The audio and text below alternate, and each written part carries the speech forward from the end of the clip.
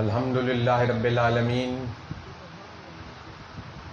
والعاقبۃ للمتقین والصلاة والسلام علی سید الانبیاء والمرسلین اما بعد فاعوذ باللہ من الشیطان الرجیم بسم اللہ الرحمن الرحیم وحسن اولئک رفیقا صدق اللہ العظیم وصدق رسولہ النبی الکریم الامین ونحن علی ذلک لمن الشاہدین والشاکرین والحمد للہ رب العالمین۔ سب سے پہلے میں جناب اسٹیج سیکرٹری صاحب سے عرض کروں کہ القابات کے لیے کوئی بھی ان محافل میں نہیں آتا، بحیثیت غلام مصطفیٰ صلی اللہ علیہ وسلم بن کے یہاں آیا جاتا ہے۔ اور اس کے بعد میں اس علاقے کے لوگوں سے پہلے یہ معذرت چاہتا ہوں کہ آپ کا یہ پروگرام کئی دنوں سے لیٹ ہوتا گیا۔ بہت عرصہ سے ان لوگوں نے پروگرام کی دعوت دے رکھی تھی، لیکن کچھ ایسی وجوہات کی وجہ سے جو کہ انسان کے بس میں بعض دفعہ نہیں ہوتی، پروگرام لیٹ ہوتا گیا۔ اور جب اس کا وقت مقرر تھا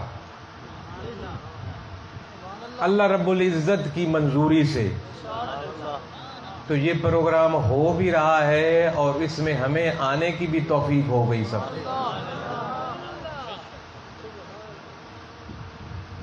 کیونکہ ہر چیز کا وقت ایک مقرر ہے۔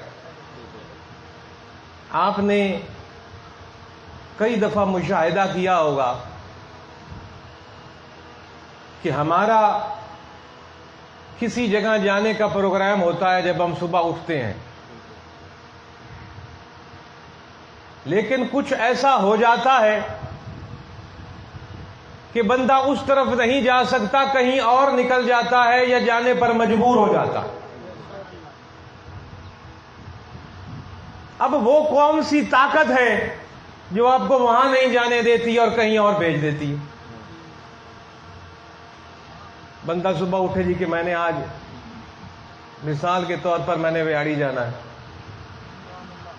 وہ نکلا، راستے میں آیا، اس کو پتہ چل گیا ہڑتال ہو گئی، بسیں ہی نہیں چل رہی، وہ واپس ہٹ کر اپنے گھر پہنچ گیا۔ اب وہ تو نکلا تھا سفر وہاڑی کے لیے اپنے گھر سے، کوئی تو وہ طاقت تھی کہ جس نے اس کو وہاڑی نہیں جانے دیا، وہ واپس اپنے گھر آ گیا۔ وہ طاقت کون سی ہے؟ وہ طاقت ہے اللہ کی طاقت۔ مولا علی رضی اللہ تعالی عنہ، آپ نے ارشاد فرمایا کہ میں نے اپنے ارادوں کے ٹوٹنے سے اللہ کی ذات کو پہچانا کہ بندے کا ارادہ کچھ کرنے کا ہوتا ہے، وہ ارادہ رکھنے کے باوجود بھی وہ کر نہیں سکتا، تو وہ کوئی طاقت ہے جس نے وہ نہیں کرنے دیا۔ تو یہ آپ کا پروگرام، یہ جو لوگ ہمارے پاس آئے تھے ٹائم لینے کے لیے، ان کو پتا ہے کہ بڑے عرصے سے یہ لیٹ ہوتا گیا۔ اب جب وقت مقرر تھا اور اللہ کو منظور تھا تو ہم آ گئے، ہم سب جہاں اکٹھے ہو گئے اور بیٹھ گئے۔ جس کی قسمت میں تھا وہ آ گیا۔ اور دوسری معذرت میں کچھ تاخیر سے پہنچنے کی کرنا چاہوں گا، اس میں بھی ہمارا کوئی بس نہیں تھا۔ پہلے راستے میں ایک جامعہ ہے ناز جہان، وہاں صرف رکنا تھا اور آگے چلنا تھا، وہاں ٹائم کچھ زیادہ لگ گیا، جو کہ ہمارے بس میں نہیں تھا، ٹائم زیادہ لگ گیا۔ پھر اس کے بعد آپ سے اس پیچھے وہ جو اڈا آیا ہے، ہاں جی، گڑا موڑ، وہ گڑا موڑ میں آگے کوئی پتہ نہیں کون صاحب سے اللہ ان کو ہدایت دے، سڑک میں کھڑے ہو گئے تقریر کر رہے تھے سائڈ ٹریفک روک کے. جس کی کوئی نہ سنتا ہو وہ سڑکوں پہ کھڑے ہو کے اپنی سناتا ہے کہ گزرتے ہوئے لوگ اکٹھے ہو جائیں گے، چاند تصویریں ہوں. لیکن ماشاءاللہ ہم تو یہاں بیٹھے ہیں ہزاروں کی تعداد میں. نعرہ تکبیر، نعرہ رسالت، نعرہ حیدری، فیضان حضور ناز جہاں، آستانہ عالیہ سید محمد عبداللہ شاہ قادری. یہ اس لیے یہاں مجمع اکٹھا ہے، نہ میں اپنی سنا رہا ہوں نہ آپ میری سن رہے ہیں، میں اسی کی سنا رہا ہوں اور آپ بھی اسی کی سن رہے ہیں. جہاں لوگوں کو اپنی سنائی جائے وہاں لوگوں کو زبردستی لایا جاتا ہے، اور جہاں اس کی سنائی جائے،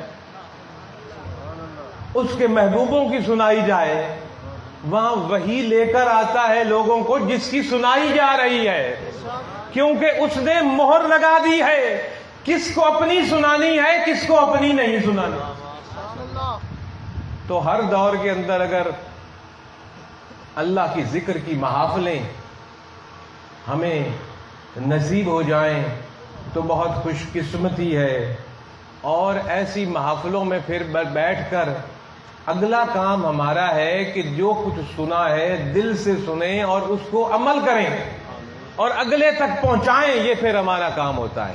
تو میں بحیثیت رسول اللہ صلی اللہ علیہ وسلم کے ایک ادنے سے خادم کی، نہ پیر کی حیثیت سے نہ خطیب کی حیثیت سے، شاید میری تنہائیاں آپ سے بھی گناہ گار ہوں، اس نے پردے رکھے ہوئے ہیں، اللہ ہم سب کے پردے رکھے. میں اس کے دین کی چند باتیں آپ کے کرنے کی گزارش کروں گا اس ارادے سے کہ سب مل کر اس پر عمل کریں. ابھی مجھ سے پہلے مولانا شاکر صاحب نے نسبت کا ذکر چھیڑا، نسبت کا ذکر چھیڑا اور قرآن کے حوالے سے گفتگو فرمائی 5-10 منٹ. میں اسی بات کو تھوڑا سا آگے چلاتا ہوں، اور جو قرآن کے چند لفظ میں نے آپ کے سامنے پڑھے، اللہ رب العزت نے فرمایا وَحَسُنَ أُولَئِكَ رَفِيقًا، کہ یہ کیا ہی خوبصورت اور اچھے رفیق ہیں. ایک گروہ کے بارے میں اللہ رب العزت نے فرمایا یہ کیا ہی خوبصورت رفیق ہیں. یہ نہیں فرمایا کہ کیا ہی خوبصورت دوست ہیں یا کیا ہی خوبصورت ساتھی ہیں یا کیا ہی خوبصورت یار ہیں، فرمایا کیا ہی خوبصورت رفیق ہیں. رفیق میں اور دوست میں اور محبوب میں کچھ فرق ہوتا ہے. یہ کیا فرق ہوتا ہے، اس یہ بتانے سے پہلے میں تھوڑا سا عرض کر رہا ہوں جس سے ہمیں سمجھ لگ جائے گی کہ یہ رفیق کون ہے جن کو اللہ رب العزت نے فرمایا کہ یہ رفیق ہیں، ان کی رفاقت تم اختیار کرو. میں یہ قرآن آپ کے سامنے عرض کر رہا ہوں، اور میں جتنا بھی 20-25 منٹ عرض کروں گا کوشش کروں گا کہ صرف قرآن ہی عرض کروں، کیونکہ میرے اور آپ کے آقا نبی محترم صلی اللہ علیہ وسلم کی سنت یہی ہے کہ قرآن کی تبلیغ کرو، قرآن پر واز کرو، قرآن سے ہی لوگوں کو صراط مستقیم پر لے کر آؤ. جناب والا، رفیق کون ہے؟ آپ اور میں الحمدللہ نماز پڑھتے ہیں، میں تو یہی گمان کروں گا، میں تو یہی گمان کروں گا کہ جتنے بیٹھے ہیں نمازی ہیں، کیونکہ پہلی ادا ہی نماز ہے. اسلام اور کفر میں فرق ہی نماز ہے، اور 5 وقت کی نماز ہے ہی عاشق رسول کا حصہ. 5 وقت کی نماز ہے ہی اولیاء کرام کی غلاموں کا شیوا.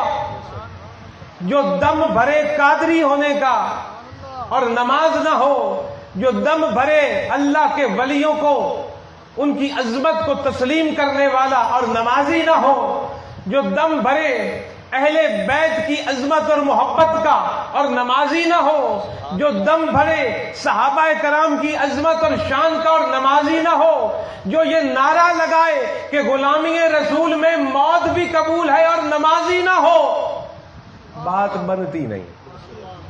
اس لیے میں اچھا گمان کر کے یہ سمجھتا ہوں کہ ہم سب ہی نمازی ہیں، اور جو کچھ کوتاہی اگر کسی کی ہوتی ہے تو اللہ تعالیٰ اس پاک اور مبارک اور مقدس محفل کے صدقے ہمیں نماز قائم کرنے کی توفیق عطا فرمائے۔ اب ہم جب نماز پڑھتے ہیں، نماز کی ہر رکعت کے اندر اللہ رب العزت نے ہمیں ایک دعا تعلیم فرمائی ہے، جو کہ اس کی حمد کے بعد، اس کی عظمت اور شان کے بعد، اللہ کو تمام جہانوں کا پالنے والا اقرار کرنے کے بعد، اس کو رحمان اور رحیم کا اقرار کرنے کے بعد، اسی سے مدد مانگنے کا اقرار کرنے کے بعد، اللہ کی مدد کس طرح مانگی جاتی کیا ہے وہ الگ موضوع ہے، میں اس پہ نہیں جانا چاہتا اس وقت۔ گزرتے ہوئے بات کر دوں گا کہ جو یہ لوگ کہتے ہیں کہ مدد دی صرف اللہ سے، ہاں مدد صرف اللہ سے، لیکن جناب مولانا صاحب، اللہ رب العزت نے قرآن میں سورہ بقرہ میں غالباً یہ ایمان والوں کو فرمایا، یا ایھا الذین آمنوا استعینوا بالصبر والصلاۃ، کہ اے ایمان والو اپنی دنیا اور آخرت کو سنوارنے والے مدد مانگو صبر اور نماز سے۔ تو نہ تو صبر اللہ ہے نہ نماز اللہ ہے، رب خود فرما رہا ہے صبر اور نماز سے مدد مانگو۔ وہ میں نے ایسے گزرتے بات کر دی اور قرآن کی بات کر دی، وہ کبھی الگ موضوع ہے کہ وہ صبر اس کی مدد کس طرح ہے، لیکن حقیقی مدد اسی کی، جس طرح کہ ذاتی علم صرف اللہ کا، ذاتی طاقت صرف اللہ کی، ذاتی شان صرف اللہ کی، ذاتی بلندی صرف اللہ کی، باقی اس کائنات میں کسی کے پاس جو کچھ بھی ہے رب کی عطا ہے، اس کی عطا جتنی شان کسی کو دے دے ہمیں تسلیم کرنی پڑے گی۔ یقین رکھیے اگر اس دنیا میں کسی کے پاس دولت ہے تو ذاتی نہیں، رب کی عطا۔ اگر آپ کی اور میری زندگی ہے تو ذاتی نہیں، رب کی عطا۔ آپ کی اور میرے پاس اولاد ہے تو ہماری ذاتی نہیں، اللہ رب العالمین کی عطا۔ ہمارے پاس عزت ہے تو اللہ رب العالمین کی عطا۔ ہمارے پاس دولت ہے تو اللہ رب العزت کی عطا۔ ہمارے پاس جاگیر اور حکومت اور وزارت ہے، سواری ہے، لباس ہے، خوراک ہے، پانی ہے، رزق ہے تو اللہ رب العزت کی عطا، ذاتی کسی کی نہیں۔ اگر کسی کے پاس علم ہے تو اللہ رب العزت کی عطا، ذاتی علم کسی کے پاس نہیں۔ اگر کسی کے پاس ولایت ہے تو اللہ رب العزت کی عطا سے وہ ولی ہے، خود ذاتی ولایت کسی کے پاس نہیں۔ اگر کسی کے پاس نبوت ہے تو اللہ رب العزت کی عطا سے وہ نبوت ہے، نبوت ذاتی نہیں۔ اگر کسی کے پاس رسالت ہے تو وہ اللہ رب العزت کی عطا رسالت ہے، ذاتی رسالت کسی کے پاس نہیں۔ اگر کسی کے پاس خاتم النبیین کا تاج کسی کے سر پر ہے تو وہ بھی اللہ رب العزت کی عطا ہے۔ اگر کسی کو حاضر اور ناظر ہم کہتے ہیں تو وہ بھی اللہ رب العزت کی عطا ہے۔ تو جو کسی کے پاس ہے اللہ کی عطا ہے۔ اگر کسی کی شان کا کوئی انکار کرتا ہے تو وہ اس بندے کی شان یا نبی کی شان یا رسول کی شان یا ولی کی شان کا انکار نہیں کرتا، وہ اللہ رب العزت کی عطا کا انکار کرتا ہے۔ ہم تو اقرار کرتے ہیں کہ جو کچھ ولیوں کے پاس ہے رب کی عطا ہے، جو کچھ اہل بیت کے پاس ہے رب کی عطا ہے، جو کچھ صحابہ کے پاس ہے رب کی عطا ہے، جو کچھ نبیوں اور رسولوں کے پاس رب کی عطا ہے، اور جو خاتم النبیین اور سید المرسلین کے پاس ہے وہ بھی رب کی عطا ہے، جو امام الانبیاء کے پاس ہے وہ بھی رب کی عطا ہے۔ لیکن اب رب کی عطا کا تو انکار نہ کرو۔ جو رب کی عطا کا انکار کرتا ہے، میں کیا کہہ سکتا ہوں؟ یہ کہوں گا اللہ اس کو ہدایت دے۔ ابھی میرے دوستو، جیسے کہا کہ ذاتی علم کسی کا نہیں، ذاتی حیات کسی کی نہیں، یہ سب اللہ کی عطا ہے۔ میں صرف ایک چلتے چلتے ایک بات آپ کو عرض کر دوں۔ معراج کی رات تھی، تیرے اور میرے آقا کو مسجد حرام سے بیت المقدس لے جایا گیا۔ یاد رکھیے، حضور گئے نہیں، لے جائے گئے۔ کیا میں نے عرض کیا؟ یہ فرق رکھیے، فرق دیکھ میں رکھیے گا۔ حضور معراج پر گئے نہیں، حضور کو لے جایا گیا۔ تیرے اور میرے نبی نے تو کبھی دعویٰ ہی نہیں کیا کہ میں گیا۔ پوری کتب تاریخ اٹھا لیجئے، کتب حدیث اٹھا لیجئے، تیرے اور میرے آقا نے کبھی ایک دفعہ یہ اعلان نہیں کیا کہ میں محمد صلی اللہ علیہ وسلم معراج پر گیا۔ اعلان نبی پاک نے نہیں فرمایا، اعلان اللہ نے فرمایا، سبحان اللہ ذی اسرا۔ اللہ نے اعلان فرمایا، سبحان اللہ ذی اسرا، کہ میں رب لے کر گیا۔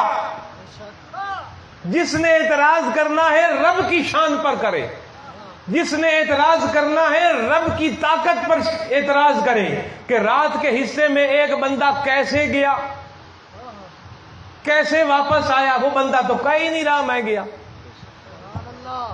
ایک دفعہ بھی نہیں کہہ رہا، تو پھر تم اس کو اعتراض کا نشانہ بناؤ نا۔ وہ تو کہہ ہی نہیں رہا۔ رب العالمین فرما رہا ہے میں لے گیا، میں لے کے گیا۔ میں وہ رب ہوں جو مشرق سے سورج کو نکالتا ہوں اور مغرب میں غروب کرتا ہوں۔ میں وہ رب ہوں جو ہوائیں چلاتا ہوں۔ میں وہ رب ہوں جو ہواؤں میں اڑتے ہوئے بادلوں کے اندر ہزاروں لاکھوں ٹن پانی جمع کر دیتا ہوں۔ میں وہ رب ہوں جو بغیر ہاتھ لگائے ماں کے پیٹ میں بندے کا نقش و نگار بنا دیتا ہوں۔ میں وہ رب ہوں جو اس کے اندر روح پھونک دیتا ہوں۔ میں وہ رب ہوں جو درختوں پر میٹھے پھل اگا دیتا ہے۔ میں وہ رب ہوں جو بغیر ہاتھ لگائے انار، بند انار کے اندر، دانے کے اندر مٹھاس بھر دیتا ہوں۔ میں وہ رب ہوں جو کہ بند انڈے کے اندر سے زندہ چوزا نکالتا ہوں۔ اس انڈے کو نہ کوئی سوراخ ہوتا ہے، نہ کوئی روشن دان ہوتا ہے، لیکن چوزا باہر نکلتا ہے تو بھاگتا ہوا نظر آتا ہے، کہاں سے سانس لے رہا تھا۔ یہ اس رب کی شان ہے۔ رب فرماتا ہے میں وہ رب ہوں جو کہ جانور کے خون میں سے میٹھا اور سفید دودھ نکالتا ہوں۔ میں وہ رب ہوں جو کہ تجھے ایک دن پھر موت کا ذائقہ چکھا کر دوبارہ زندہ کروں گا۔ میں وہ رب ہوں جو کہ گلی ہوئی ہڈیوں کو دوبارہ ملا کر بندہ انسان بنا ڈالے گا۔ رب فرماتا ہے میں وہی رب ہوں جس نے یہ سب کچھ کیا، میں نے ہی سبحان اللہ ذی اسرا بعبدہ ہی کیا۔ نعرہ تکبیر، نعرہ رسالت، نعرہ تحقیق، نعرہ حیدری، آستانہ عالیہ پیر سید محمد عبداللہ شاہ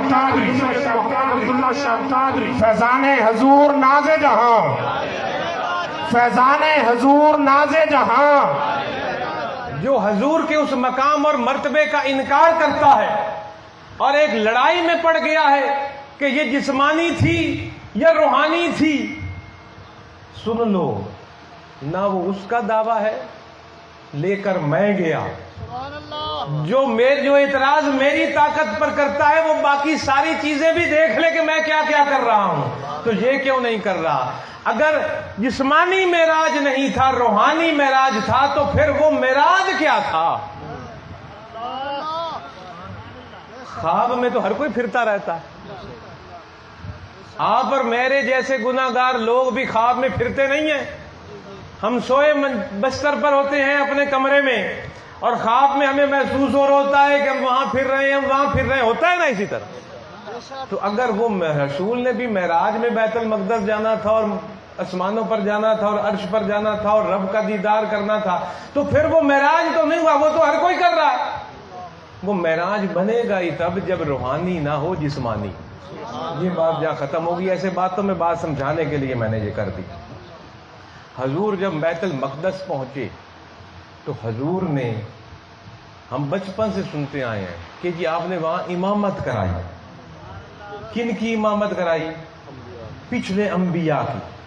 تبھی تو آپ کو امام الانبیاء کا وہاں سے لقب اور خطاب ملا نا، جو ہم کہتے ہیں امام الانبیاء، کہ آپ نے اماموں کی امامت کرائی. معراج کی رات کروائی کس نے؟ جو لے کر گیا امامت بھی اسی نے کروائی نا. یہ بات یہاں ختم ہوگی. اب حضور نے امامت کرائی. میرا یہ سوال ہے، جن نبیوں نے آ کے حضور کے پیچھے نماز پڑھی، کیا وہ زندہ تھے؟ سب اپنے مزاروں میں تھے نا. سب اپنے مزاروں میں تھے. اپنے مزاروں میں ان کا دور ختم تھا، سوائے عیسیٰ علیہ السلام کے جو کہ زندہ آسمان پر اٹھا لیے گئے. آدم سے لے کے عیسیٰ علیہ السلام سے پہلے تک جتنے بھی انبیاء آئے، موسیٰ علیہ السلام آئے، نوح علیہ السلام آئے، جتنے بھی انبیاء آئے، سینکڑوں کی تعداد میں انبیاء آئے، لاکھوں کی تعداد میں انبیاء آئے. اتنے انبیاء آئے کہ آج ہمیں ان سب کے نام بھی پتہ نہیں. قرآن میں چند کے نام ہیں جن کو ہم جانتے ہیں، باقی سارے لاکھوں انبیاء کے تو ہم نام نہیں جانتے. وہ سارا اپنا وقت گزار چکے تھے، کل ذائقہ نفست الموت چکھ چکے تھے، اپنے مزارات میں تھے. اب میں پوچھتا ہوں، اگر وہ اپنے مزار میں تھے، مر گئے تھے، ختم ہو گئے تھے، مٹی میں مٹی مل گئے تھے، تو پھر مسجد میں نماز کیسے پڑھنے آ گئے؟ کبھی آپ نے کسی مرے ہوئے کو نماز پڑھتے دیکھا؟ ہمارے سامنے روز ہمارے دوستوں کی، ہمارے بزرگوں کی، ہمارے احبابوں کی، ساتھیوں کی موت ہوتی ہے. ہم ان کو نہلاتے ہیں، غسل دیتے ہیں، قبر میں لے جاتے ہیں باعزت طریقے سے. میں پوچھتا ہوں، جب کسی کو موت آ جائے اور ڈاکٹر اس کو مردہ ڈکلیئر کر دیں، کیا کسی مردے کو آپ نے کبھی نماز پڑھتے دیکھا؟ اذان آ رہی ہوتی ہے، وہ مردہ منجی پر، چارپائی پر، بستر پر لیٹا ہوتا ہے، نماز تو نہیں نہ پڑھتا اٹھ کر. تو کیونکہ ہم کہتے ہیں مر گیا، اس پر وہ فرض بھی نہیں رہا نماز جب اس کو موت کا ذائقہ چکھ لیا گیا. اب اگر ہم سب کی طرح وہ نبی بھی مر گئے تھے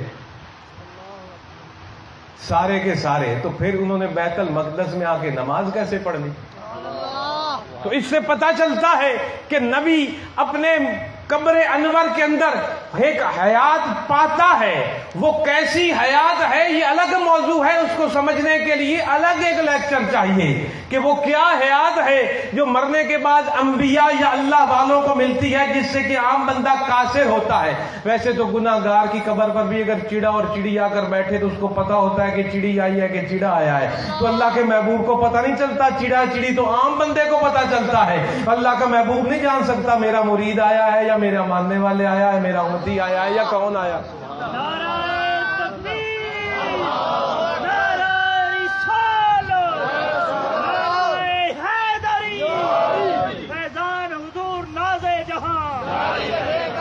میری وہی پہلی بات پھر یاد رکھیے کہ طاقت اللہ کی، ذاتی علم اللہ کا، یہ اس کی عطا ہے جو اس نے اپنے نبی یا ولیوں کو دی.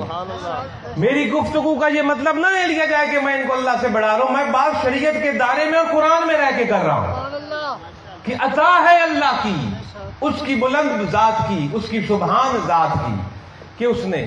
اب تمام نبی تو وہ جناب نماز پڑھی انہوں نے. اب اگر وہ نبی قبروں سے آ کر بیت المقدس میں نماز ادا کر سکتے ہیں ایک زندہ انسان کی طرح، تو میں پوچھتا ہوں جو ان کا امام الانبیاء آگے کھڑے تھے، اگر سارے 1,24,000 کم و بیش انبیاء اپنے مزارات میں سے، اپنے روضہ مبارکوں میں سے نکل کر نماز ادا کر سکتے ہیں، ان کی حیات یہ ہے، تو جو ان سب کا امام الانبیاء ہے اس کی حیات کا کیا عالم ہوگا؟ کیا کسی کی سوچ میں آ سکتا ہے آج کوئی کتاب لکھے؟ نہیں لکھی جا سکتی. نبی کی حیات کیا ہے، نبی کی موت کیا ہے، یہ نہیں لکھی جا سکتی. نہ کسی کے پاس اتنا علم ہے کہ وہ اس کو احاطہ کر سکے. اللہ جانے، وہ سبحان ذات جانے جو ہر عیب سے پاک ہے. سبحان کہتے ہیں جو ہر عیب سے پاک ہو. جو ہر عیب سے پاک ذات ہے کہ اس نے اپنے جس یار کو جو شان دی وہ مالک ہے جو دے. تو اور میں کون ہوتے ہیں آگے کیڑے نکالنے والا؟ اس نے جو شان دے دی چپ کر کے تسلیم کر لے. یہ اللہ کی رضا ہے. تو میرے دوستو یہ بات ہوئی. اب اللہ نے ہمیں دعا تعلیم کی ہر نماز کے اندر. وہ ہم پڑھتے ہیں اہدنا الصراط المستقیم صراط الذین انعمت علیہم. میں اپنی گفتگو زیادہ لمبی نہیں لے کے جاؤں گا کیونکہ اس کے بعد حاصل پر جانا ہے ہم نے اور کافی سفر ہے یہاں سے اور 3:30 بجے کا ان کو ٹائم دیا ہوا ہے. ہمیں یہ دعا تعلیم ہے. اس کا عام ترجمانی یہ ہے. میں نے ترجمانی کا لفظ اس لیے استعمال کیا کہ قرآن کے کسی لفظ کا ترجمہ کسی انسان کی بس کی بات نہیں. اللہ کے کسی لفظ کا ترجمہ کرنا کسی اور زبان میں یا عربی میں ہی کرنا ہو. قرآن کے کئی تفسیریں آپ کو عربی زبان میں بھی ملتی ہیں اور قرآن کی کئی ترجمانیاں عربی میں بھی ہیں جو پرانے وقتوں میں لکھی گئی. آج بھی عرب ملکوں میں جہاں آپ کے پاس اردو میں مل جاتی ہیں, ہندوستان میں ہندی سے مل جاتی ہے, لیکن عرب ملکوں میں جاؤ وہاں تو قرآن کا جو ترجمہ ہوتا ہے وہ کسی ترجمانی جو ہوتی ہے وہ کسی اردو میں نہیں ملتی, وہ عربی میں ہی ملتی ہے جس کا وہ تفسیر تھوڑی سی تفصیل بیان کرتے ہیں علماء. قرآن کے کسی لفظ کا ترجمہ نہیں ہو سکتا, ترجمانی ہو سکتی. آپ نے کبھی سنا ہے کہ بساط اور خبروں میں آتا ہے, میں بھی انتہائی سادہ بات کر رہا ہوں, آپ کے سمجھ آ رہی ہے نا بات ہوتی وہی ہے جو سمجھ بڑے, سمجھ عالم کو بھی آئے اور سمجھ جو ایک لفظ نہیں پڑا ہوا اس کو بھی آئے. تقریر ہوتی وہی ہے, تقریر ہوتی حقیقت میں وہی ہے جو کہ وہ بندہ بھی سمجھ لے جو دستخط بھی نہیں کر سکتا اور وہ بھی سمجھے جو عالم ہو. ایک آپ نے سنا ہوگا جی ملک کے صدر پاکستان کا فلانے صدر کے فلانے ترجمان نے یہ بیان دیا. صدر کا ترجمان یا وزیر اعظم کا ترجمان, وہ صدر خود نہیں ہوتا, وہ جو ترجمانی کر رہا ہوتا ہے نا کہ صدر صاحب کا بیان کی ترجمانی, وہ صدر کے الفاظ نہیں بول رہا ہوتا, صدر کے بیان کی ترجمانی کر کے بتا رہا ہوتا. سمجھ رہے نا میری بات؟ تو قرآن کا میں جیسے قرآن کی کسی لفظ کی میں ترجمانی کر رہا ہوں کہ اس کا ترجمہ کرنے کے میرے پاس علم نہیں ہے. تو یہ ہم جو نماز میں پڑھتے ہیں نا اہدنا الصراط, اس کا عام سی ترجمانی یہ ہے کہ اے اللہ مجھے اس سیدھے راستے پر ثابت قدم رکھ.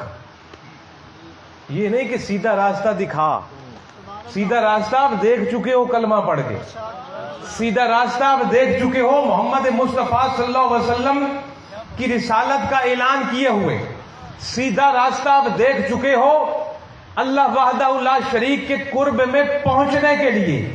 اب اس سیدھے راستے پر ثابت قدمی کی دعائی ہم مانگ رہے ہیں.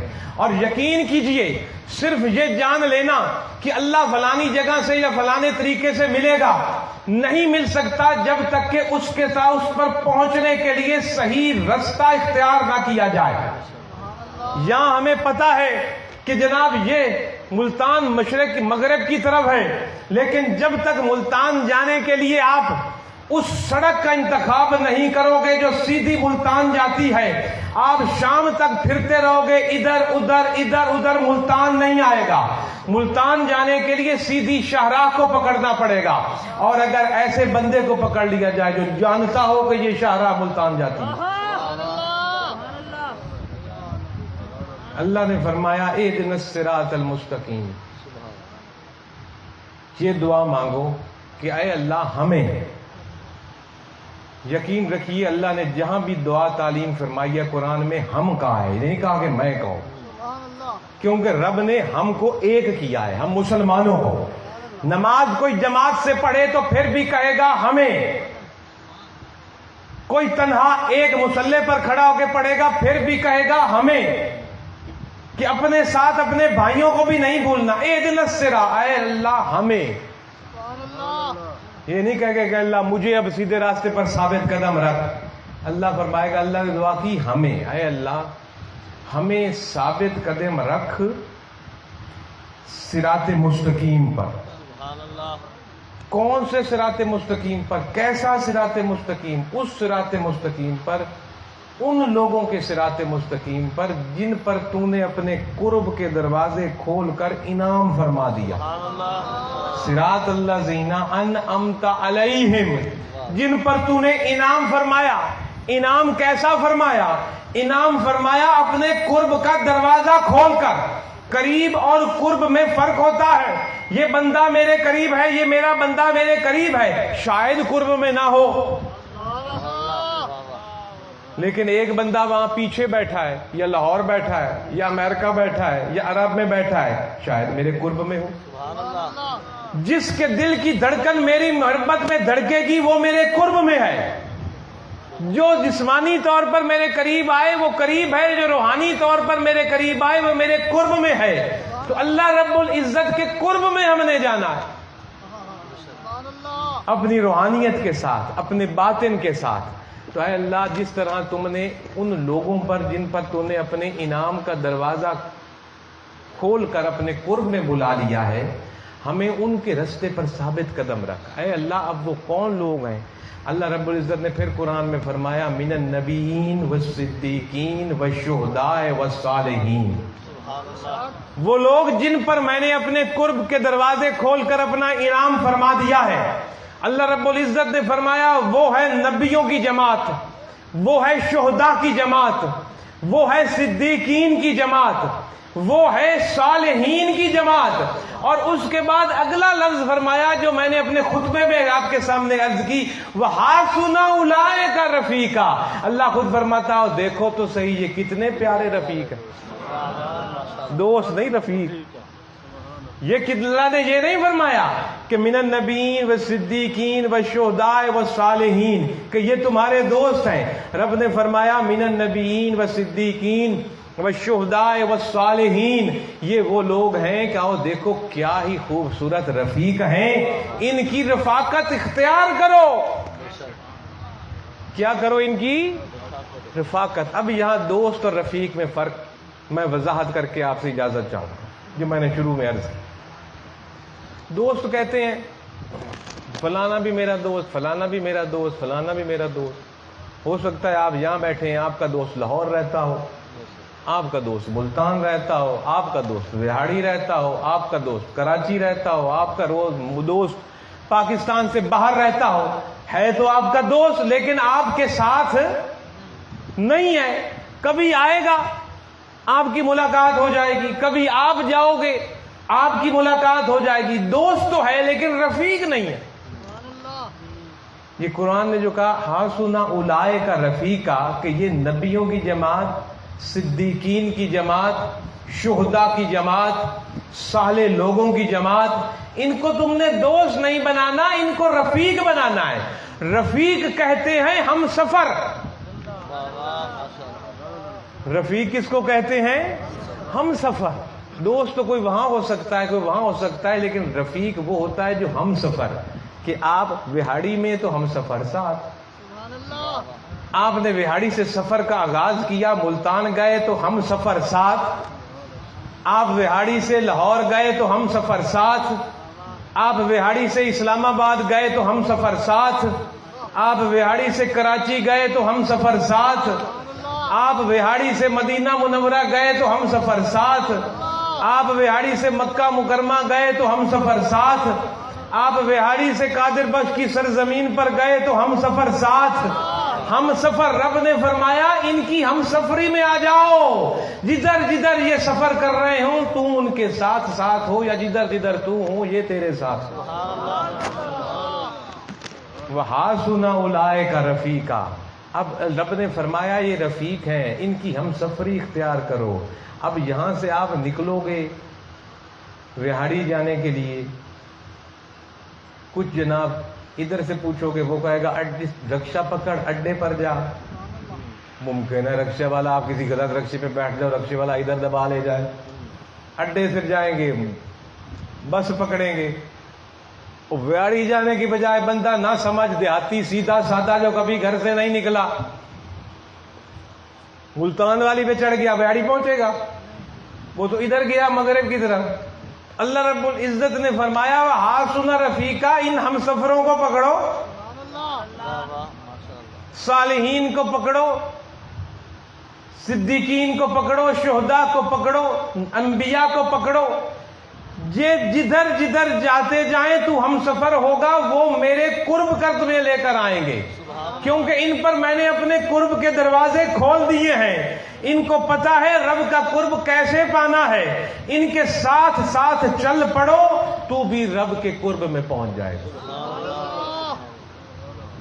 اب آخر مکتی بات، اب ان کی ہم سفری اختیار کیسے کریں؟ ہم سفری اختیار کیسے کرنی؟ یہاں آپ نکلیں بعد جی میں نے ملتان جانا ہے، ایک آپ کو ہم سفر مل گیا، اس نے کہا بھائی میں ملتان جا رہا ہوں، جیسے جیسے میں کرتا جاؤں تو بھی کرتا جا۔ وہ ہم سفر جس کو راستہ آتا ہے ملتان کا، رکشے میں بیٹھ گیا، کہے گا تو بھی بیٹھ جا، جب میں رکشے سے اتروں تو بھی اتر جا، بس میں بیٹھوں تو بھی بیٹھ جا، کس نمبر والی بس پہ بیٹھنا ہے وہ بھی میرے ساتھ بیٹھ جا، آگے کس اڈے پر اترنا ہے تو بھی اتر، میں بھی اتروں تو بھی اتر جا، یہ میں بھی ملتان پہنچ گیا تو بھی ملتان پہنچ گیا، یہ ہے ہم سفری۔ اب صالحین کی، شہداء کی، صدیقین کی، انبیاء کی ہم سفری کیا ہے کہ جو جو انہوں نے کیا تو بھی وہ کرتا جا، تو ان کا رفیق ہے، جدھر وہ تو وہیں۔ سبحان اللہ۔ نعرہ تکبیر، نعرہ رسالت، نعرہ حیدری، فیضان حضور ناز جہاں، فیضان حضور ناز جہاں۔ اب یہ نہیں ہو سکتا کہ انبیاء کا کردار اور، شہیدوں کا اور، صدیقین کا اور، صالحین کا اور ہمارا اور، ہم سفری تو نہ ہوئی؟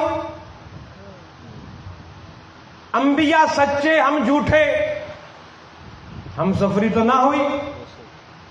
انبیاء نمازی، روزے رکھنے والے، شہید بھی نمازی، روزے رکھنے والے، سچائی اختیار کرنے والے، دکھ سکھ بانٹنے والے، پیار بانٹنے والے، حلال کھانے والے، حلال کمانے والے، بڑوں کی عزت کرنے والے، چھوٹوں پر شفقت کرنے والے، اور ہمارا کردار ہو اس کے الٹ، تو کون سی رفاقت آئی؟ بھائی ان کی رفاقت کے لیے تو ان کی غلامی اختیار کرنی پڑے گی، اور ان جیسا بن تو نہیں سکتے، لیکن ان کی غلامی میں تو آنا پڑے گا نا بننے کے لیے، تو وہ رفاقت ہمیں لے جائے گی سیدھا اللہ کے قرب میں۔ میرے دوستو، ہم نے یہ رفاقت حاصل کرنی ہے۔ انبیاء اس دنیا میں خاتم النبیین کے بعد ان کا سلسلہ بند ہے، شہداء موجود ہیں، صدیقین موجود ہیں، صالح لوگ موجود ہیں۔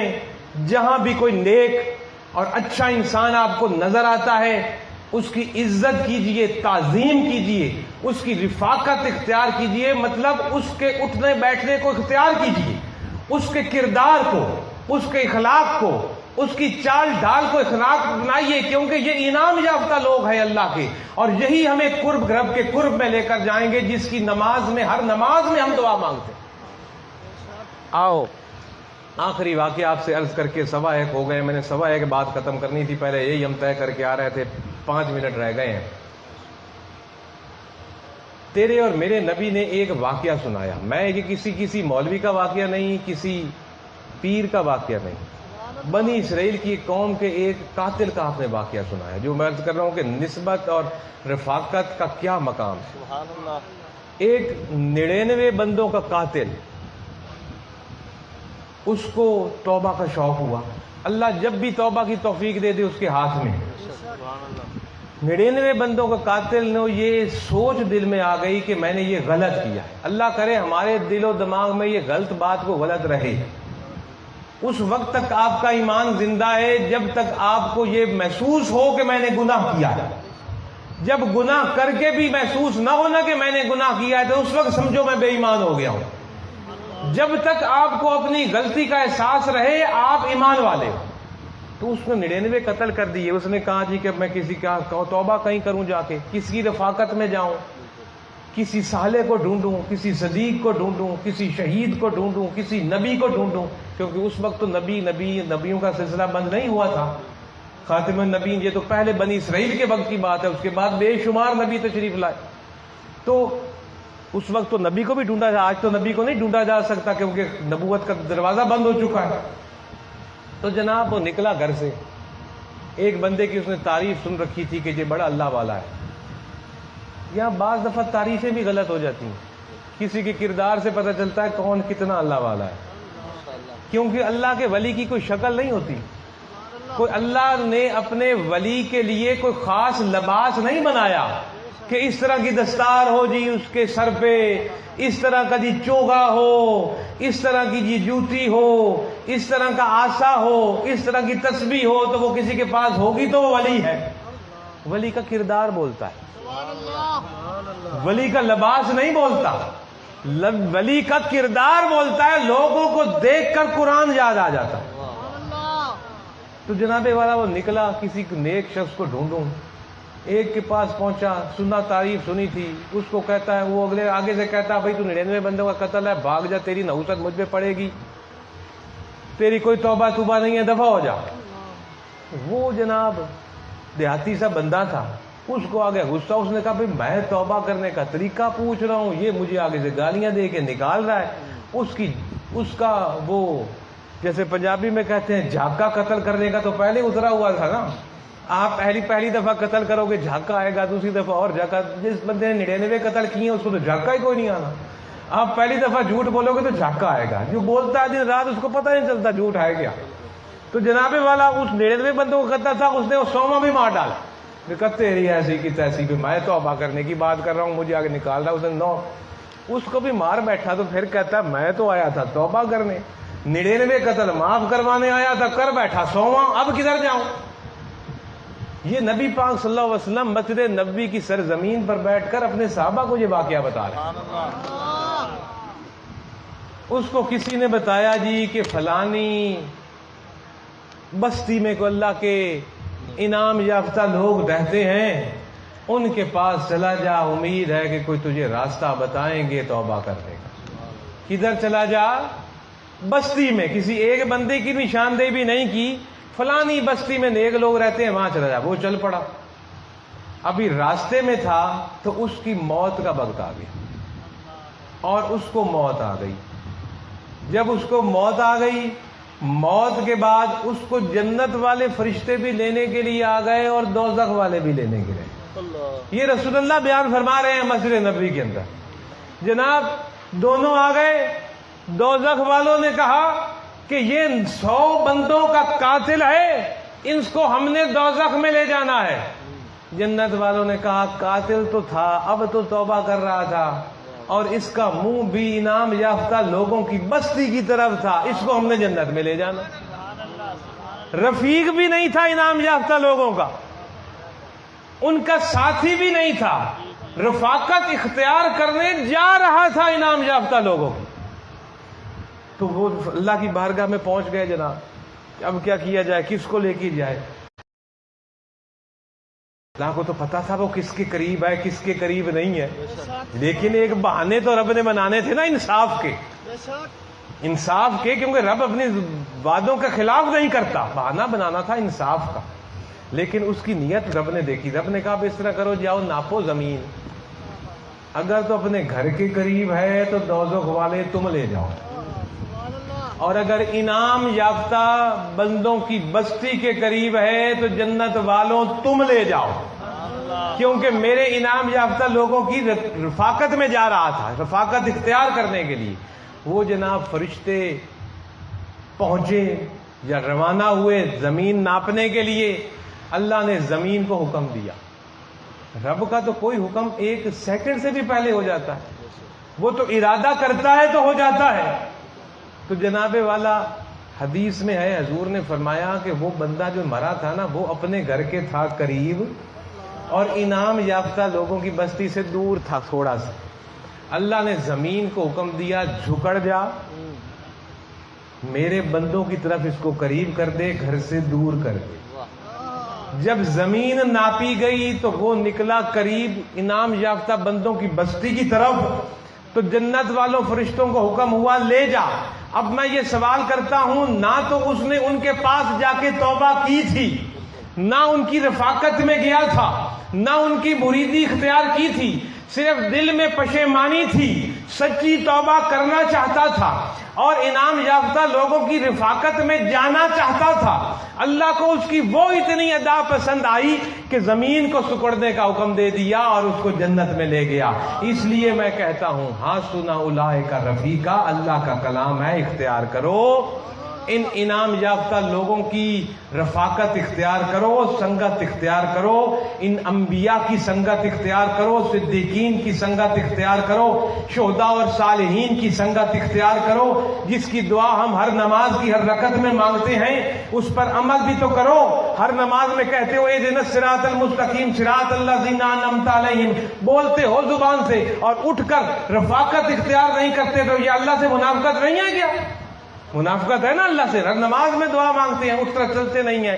ان کی سنگت میں آؤ، رفاقت میں آؤ، اور ان لوگوں کی رفاقت صرف یہ نہیں ہے کہ آ کے ہاتھ چوم لو یا 5 10 20 50 روپے ہاتھ میں دے دو یا زبان سے کہہ دو جناب میرا مرشد یہ وہ۔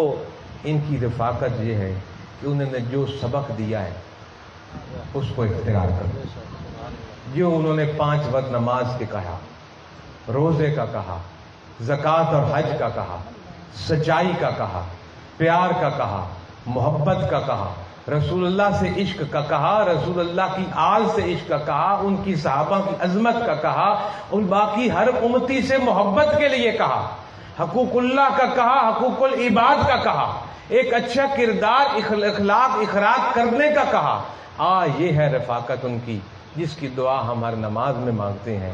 اللہ رب العزت ہمیں 5 وقت کا نمازی بھی بنائے اور اس کے ساتھ ساتھ ہمیں نماز میں مانگی ہوئی دعا پر عمل کرنے کی توفیق بھی عطا فرمائے، ہمیں انعام یافتہ لوگوں کی سنگت اور رفاقت مضبوطی سے پکڑنے کی توفیق عطا فرمائے، اور اللہ سے دعا ہے کہ مرتے دم تک ہماری یہ رفاقت ان کے ساتھ قائم رہے اور ٹوٹنے نہ پائے۔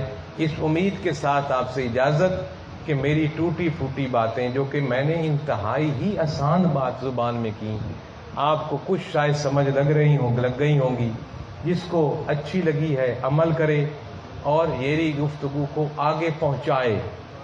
بعض دفعہ براہ راست سننے والے سے جس نے براہ راست نہ سنی ہو وہ زیادہ عمل کر جاتا ہے، آپ آگے کسی کو جا کر بتائیں گے تو وہ جو اگر عمل کرے گا اس کا ثواب بھی آپ کو ملے گا۔ لہٰذا گھر میں جا کر بتاؤ اپنے بچوں کو، اپنی بیوی کو کہ میں یہ بات سن کر آیا ہوں، دوستوں کو بتاؤ میں نے یہ بات سنی ہے، ساتھی سنگتیوں کو بتاؤ میں نے یہ بات سنی ہے، کہ شاید وہ تم سے زیادہ عمل کر جائیں جس کا ثواب ہم سب کو ملے گا۔ اللہ جن لوگوں نے یہ محفل کی ان کو ان کا جناب اس دنیا میں بھی ان کو اس کا صلہ عطا فرمائے اور آخرت میں بھی صلہ عطا فرمائے۔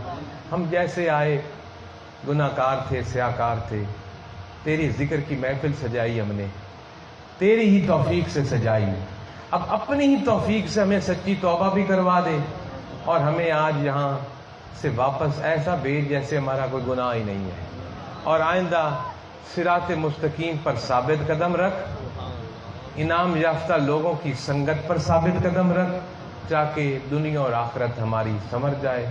اللہ ہم سب کا حامی و ناصر ہو۔ وآخر دعوانا ان الحمدللہ رب العالمین۔